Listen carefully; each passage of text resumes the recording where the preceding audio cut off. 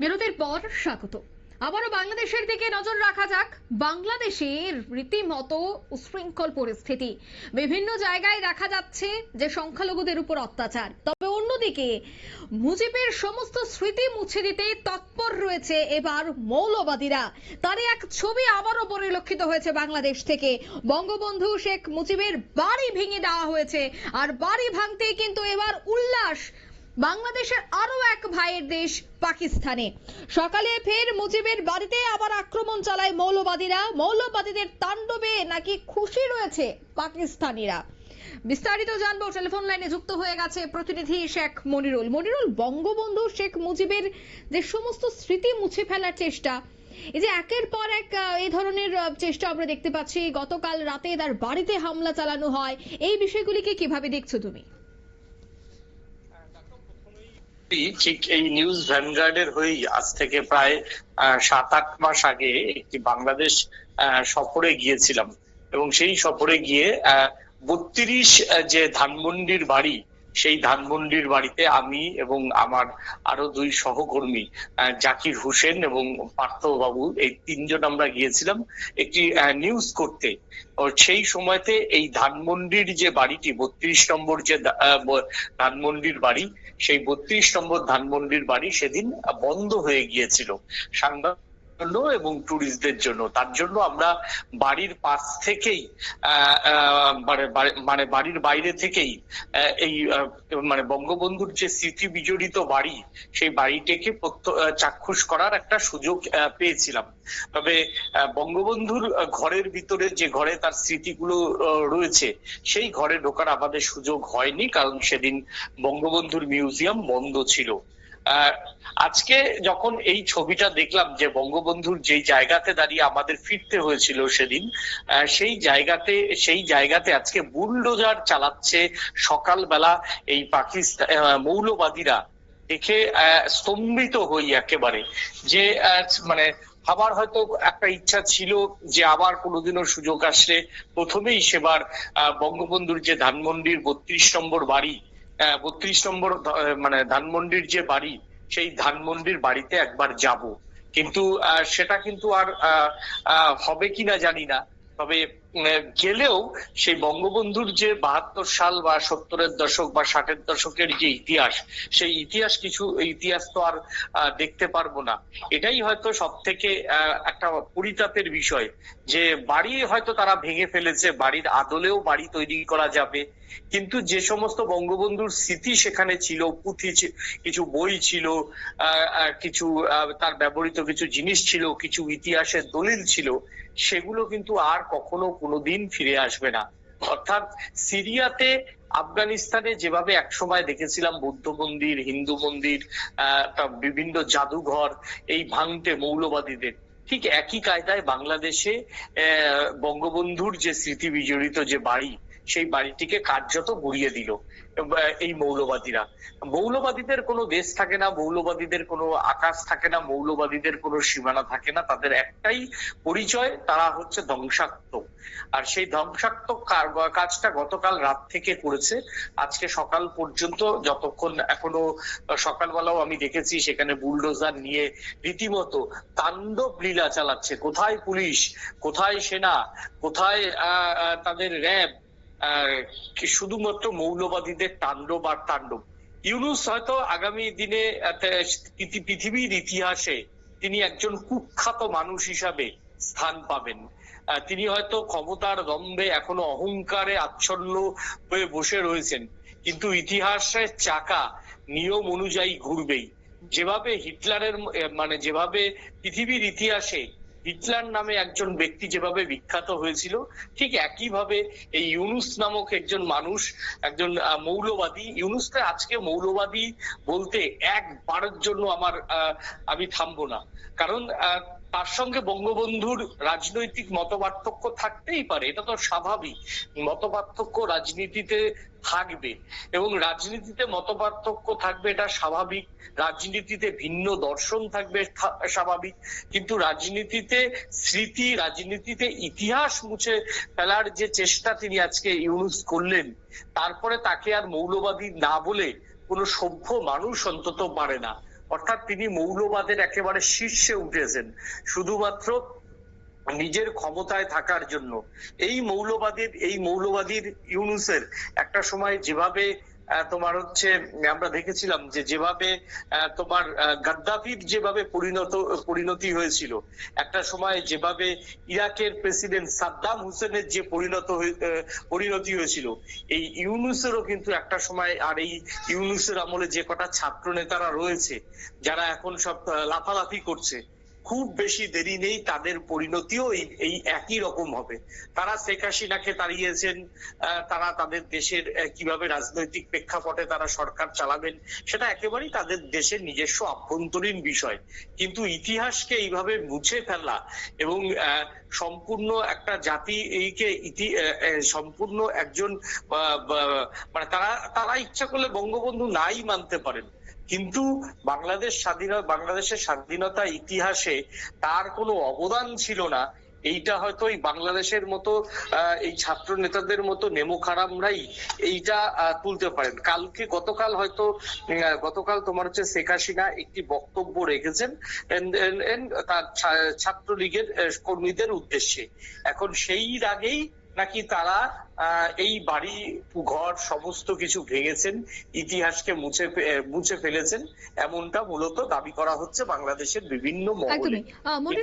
আমরা এইভাবে দেখলাম যে বাংলাদেশে শেখ মুজিবুর রহমানের বাড়ি ভেঙে দেওয়া হয়েছে, কিন্তু সেই জায়গায় যদি অন্যান্য দেশের কথা বলতে হয় বা উদাহরণস্বরূপ যদি ভারতের কথাই বলতে হয়, প্রায় 200 বছর শাসন করেছে ইংরেজরা, ব্রিটিশরা, কিন্তু এখনো ব্রিটিশদের যে স্মৃতিস্তম্ভ, বিশেষ করে গাজীপুরের লর্ড কর্নওয়ালিসের যে সমাধি, রানী ভিক্টোরিয়ার যে স্মৃতিস্তম্ভ এখনো রয়েছে, এখনো সেগুলির চর্চা চলছে, এখনো সেখানে প্রচুর পর্যটকরা আসেন, এখনো এই যে 200 বছর রাজত্ব করা, কিন্তু তারপরও তাদের স্মৃতি এখনো ভারতে রয়েছে। কিন্তু এই যে ভাঙা বা এই যে তাদের স্মৃতিগুলি মুছে ফেলা, এই সমস্ত জিনিস কিন্তু ভারতে কখনো দেখা যায়নি। কিন্তু একেবারে ভারতের পার্শ্ববর্তী রাজ্য, এই যে পার্শ্ববর্তী দেশ বাংলাদেশ, যেখানে দেখা গেছে ভারতে ব্রিটিশ শাসন চালিয়েছিল, কিন্তু সেই জায়গায় বাংলাদেশে যে স্বাধীনতা এনেছিল তার বাড়ি ঘর ভেঙে দেওয়া হচ্ছে, তার স্মৃতি ভেঙে দেওয়া হচ্ছে। এই বিষয়গুলিকে কেন্দ্র করে কি আন্তর্জাতিক মহলে বাংলাদেশ, বিশেষ করে ইউনূসের মুখ পড়ছে, কি বলবে? তাদের কাছে এখন আন্তর্জাতিক মঞ্চ বলে কিছু হয় না, কতগুলো লুম্পেন দেশের মাথায় রয়েছে, এই লুম্পেনরা তাদের যে প্রভাব প্রতিপত্তি বাড়াতে গেলে যা যা করার তাই করবে। না হলে একটা দেশের নারীরা বাজারে যেতে পারবে না, আজকের দিনে একটা নারীরা ফুটবল খেলতে পারবেন না। সবই তো ইউনূসের আমলে হচ্ছে, কোনটা ইউনূসের আমলে হচ্ছে না? নতুন তিনি মৌলবাদের নতুন রেকর্ড প্রত্যেক দিন করছেন, এবং সেই রেকর্ডের একটা ছাপিয়ে গেল যেন কালকে বঙ্গবন্ধুর শেখ মুজিবুর রহমানের বাড়ি ভাঙাকে কেন্দ্র করে। এবং দেখো, ভারতবর্ষের এটাই ইতিহাস, মুঘলদের স্মৃতি আছে, ইংরেজদের স্মৃতি আছে, দুটো দেশের মধ্যে তো জনগণের মধ্যে একটা মৌলিক পার্থক্য যে থাকে, সেই মৌলিক পার্থক্যটা এটাই যে বহুত্ববাদ আর হচ্ছে উগ্রবাদ। তো বাংলাদেশ হচ্ছে একটা উগ্রবাদের দেশ, মানে উগ্রবাদের জন্ম ছিল, এবং সেটাকে শেখ হাসিনা, তার আগে মুজিবুর রহমানরা তারা চেষ্টা করেছিলেন ভাঙতে, কিন্তু তারা তো সফল হয়নি। যদি সফল হতো তাহলে আজকে হয়তো তাদের বেলাতে এই রকম জুটতো না। এবং সেই সঙ্গে এই যে বাংলাদেশের যারা মৌলবাদীরা, এবং একটা সরকার, মানে একটা কথা আছে, সরকার যদি না চায় তাহলে দাঙ্গা হয় না, আর সরকার যদি না চায় তাহলে মৌলবাদীদের বারবারন্ত হয় না।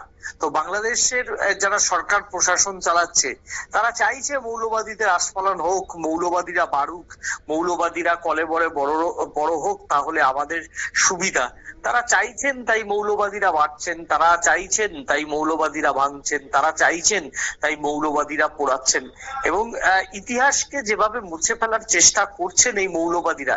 দেখো, ইতিহাসকে কোনোদিন মোছা যায় না, হয়তো কিছুদিনের জন্য একটা প্রজন্মর কাছ থেকে ইতিহাসটাকে কিছুদিনের জন্য আড়াল করা যায়, তার বাইরে বঙ্গবন্ধুর স্মৃতি, বঙ্গবন্ধুর ইতিহাস, বঙ্গবন্ধুর ব্যক্তিসত্তা, বঙ্গবন্ধুর পার্সোনালিটি, এগুলো যদি কেউ মনে করেন মুছে ফেলবেন, তিনি মূর্খের সঙ্গে স্বর্গে বাস করছেন।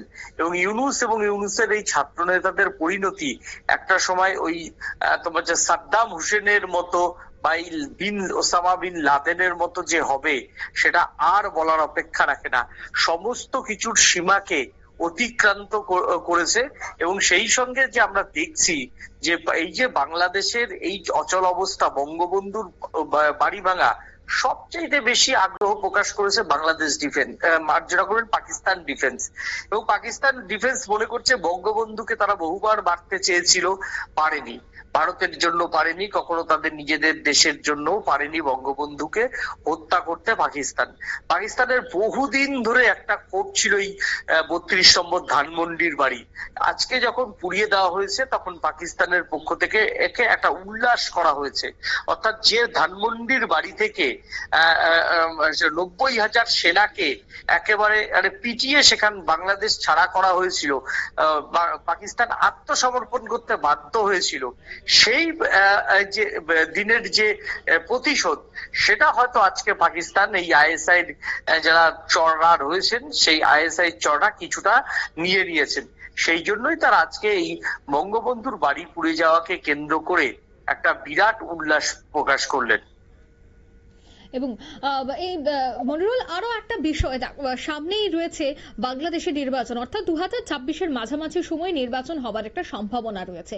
তবে কি নির্বাচনের আগ মুহূর্তে মুজিবের সমস্ত স্মৃতি মুছে সেখানে ভোটে যেন তার কোনো প্রভাব না পড়ে, আওয়ামী লীগের ভোটারদের মধ্যে যেন একটা মুজিবের সেই স্মৃতিকে মুছে ফেলা যায়, তার জন্যই কি এই মৌলবাদীদের দাপাদাপি, কি বলবে? দেখো, মুজিবের ইতিহাসকে এভাবে মোছা যাবে না। নতুন প্রজন্ম যারা এবার ভোট দেবেন বাংলাদেশে, যারা প্রগতিশীল, তাদের কাছে মুজিবের ইতিহাস মোছা যাবে না। ইতিহাস কখনো মোছা যায় না, ইতিহাস থাকে। হিটলারের নামে আজও হিটলারকে দেখলে, হিটলার কিন্তু একজন খুব সুপুরুষ মানুষ ছিলেন। হিটলার একজন অত্যন্ত দক্ষ সেনা ছিলেন। হিটলার একদম যুদ্ধের ময়দানে তিনি দুরন্ত পরিকল্পনা করতেন, কিন্তু তার ধ্বংসাত্মক নীতির জন্য তিনি কিন্তু পৃথিবীর বিখ্যাত।